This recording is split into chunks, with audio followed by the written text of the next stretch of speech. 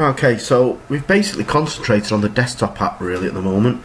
So what I'm going to do is move over to Internet Explorer and just show you the changes in here really. Like I say, if you're using Chrome, this is what the notification is getting. The browser does not support its contents, so it's really always safer just to use Internet Explorer. Okay, so here we are logged into the same model.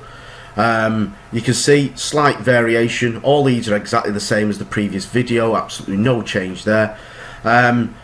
Select, exactly the same. You can select an object, and then when you hit the cube, zooms into the object. So measurements exactly the same. You can see it's just a little bit different up here for the different measurements. The models itself, now you can see here that we're slightly different to what we've got in the desktop app, and that's these properties.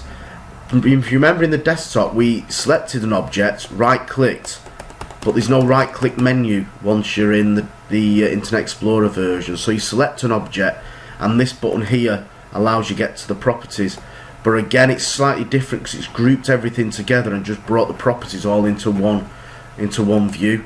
So again, click the rotating door, look at the properties, and you can see, yeah, it's not the same detail that we're getting in the desktop app. So it's always best in the desktop app. I would really class the internet version really as more of a viewer rather than the main tool. Got a little button here, notices, any emails that have come through to you, any messages that have come in from changes on the model. So a bit like notifications, but more the email messages that come through, so you can see that while you're maybe out and about in other areas and other offices, etc.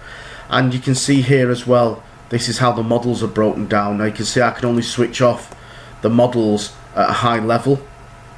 I can't get into the levels like we did on the desktop, so it's a bit limiting there, and that's why there's no clash detection in here or anything, but we're doing that in Navisworks anyway. So and also the views, this is pretty much the same as we had before.